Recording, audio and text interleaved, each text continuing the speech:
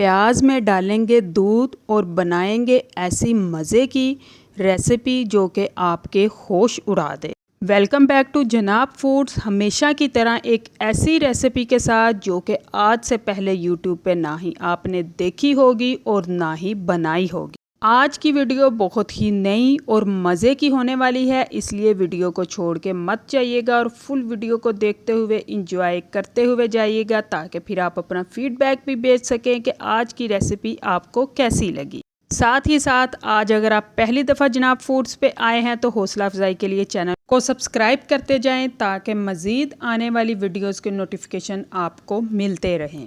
आज की वीडियो में बहुत कुछ नया भी है और कुछ रवायती भी है, लेकिन जो कुछ नया है ये आपकी कुकिंग स्किल्स को चार चांद लगाएगा, मज़ीद बढ़ाएगा। जो मेरी बहनें बेटियां नई नई कुकिंग स्टार्ट कर रही हैं और इस बात को लेके वो बहुत ही नर्वस होती हैं कि उनका खाना अच्छा नहीं बनता, तो सबसे पहले तो अपने अंदर से इस नेगेटिविटी को ख़त्म करें कि आप खाना अच्छा नहीं बनाती।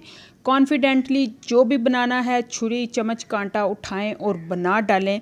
इंशाल्लाह आपका खाना बहुत ही अच्छा बनेगा। कल एक मैंने बहन के मुंह से सुना कि वो खाना अच्छा नहीं बनाती, और यही एक वजह है कि आपका खाना अच्छा नहीं बनता जब आप बनाने से पहले ही ये कहती हैं कि मैं खाना अच्छा नहीं बनाती, जबकि हर औरत अच्छा खाना बनाती है और कुदरत ने उसके हाथ में एक ख़ास टेस्ट रखा है जो कि दूसरे हाथ में कभी भी नहीं हो सकता। सबसे पहले खुद पर खुद एतबार कीजिए, अपने खाने की तारीफ़ खुद कीजिए, उसके बाद लोग तारीफ़ करेंगे। जैसा कि कहा जाता है कि सबसे पहले खुद से खुश रहना सीखिए, तो फिर आप दूसरों को खुश कर सकेंगे। इसी तरह इस चीज़ के लिए कॉन्फिडेंट रहिए कि आप खाना अच्छा बनाती हैं तो आपका खाना 100% अच्छा ही होगा। खाना बनाते हुए 10 लोगों को नमक चेक करा के उसको परफेक्ट समझने से बेहतर ये है कि खुद चेक कीजिए और उसको परफेक्ट गिनिए, तो आपका नमक परफेक्ट ही होगा। अब अगर बात करें आज की रेसिपी की, तो जिसके लिए सबसे पहले प्याज को मैंने दूध में भिगोया और इतना दूध डाला कि जितने में वो प्याज थे, 2 अदद बड़े साइज़ के प्याज थे, वो बिल्कुल भीग जाएं, और उनको आधा घंटे के लिए छोड़ दिया ताकि प्याज के टेस्ट के अंदर दूध का टेस्ट भी मर्ज हो जाए।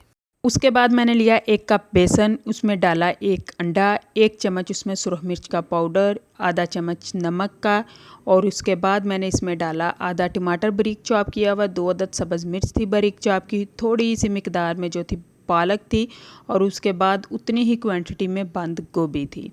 और इन सबको बड़े अच्छे से मिक्स किया और उसी प्याज को जिसको दूध में सोक किया था उसको भी उसमें डाल दिया, और इसमें पानी डालने की ज़रूरत नहीं पड़ी, और अपना एक बैटर बना लिया। इसमें प्याज को दूध में डालने की क्या टेक्निक थी, उससे क्या फ़ायदा होगा? उससे फ़ायदा ये होगा कि जो हमारे स्नैक्स पकोड़े ये तैयार हुए हैं, इनमें बहुत ज़्यादा क्रिस्पीनेस आएगा, और जो प्याज है ऑयल में जाते ही नरम हो जाता है। दूसरा, प्याज जो है नमक लगते ही जिस तरह से बिल्कुल नरम हो जाता है, दूध लगने से वो नरम नहीं होगा, और इनमें पकोड़ों में भी जो प्याज है वो बिल्कुल खिला खिला सा रहेगा और बहुत ही क्रिस्पी सा टेस्ट भी देगा। और उसके साथ साथ जो बेसन में दूध को ऐड किया गया है, तो इस पकोड़ों का टेस्ट और रवायती पकोड़ों का टेस्ट बहुत ही डिफरेंट होगा। बहुत ही क्रीमी से ये पकोड़े तैयार होंगे जो कि यकीनन आज से पहले आपने बिल्कुल भी नहीं चखे होंगे। इस रेसिपी को ज़रूर ट्राई कीजिए, बनाइए और फिर अपना फीडबैक भी लाजमी भेजिए, और उसी के साथ साथ अपने फैमिली फ्रेंड्स के साथ भी ऐसी यूनिक टेक्निक्स की रेसिपीज़ को लाजमी शेयर किया कीजिए, ताकि जो कुकिंग फील्ड के बिगनर्स हैं उनके लिए एक नया तोहफ़ा साबित हो, बल्कि वो भी कॉन्फिडेंट हो कि हाँ वो भी अच्छी कुकिंग कर सकते हैं। क्योंकि कुकिंग करने में जो सबसे बेसिक काम है वो कॉन्फिडेंस का ही है। अगर आप में कॉन्फिडेंस है तो आप परफेक्ट खाना बना सकती हैं, और अगर आपके पास से यही फ़ैसला नहीं हो पा रहा कि नमक ठीक है या नहीं, तो मज़ीद आप फिर कुकिंग किस तरह से कर सकेंगी। इसलिए सबसे पहले कॉन्फिडेंट होइए अपनी स्किल्स के लिए, और उसके बाद कदम बढ़ाइए तो कामयाबी आपके कदम चूमेगी, और हर कोई आपकी तारीफ़ भी करेगा और आपके खाने की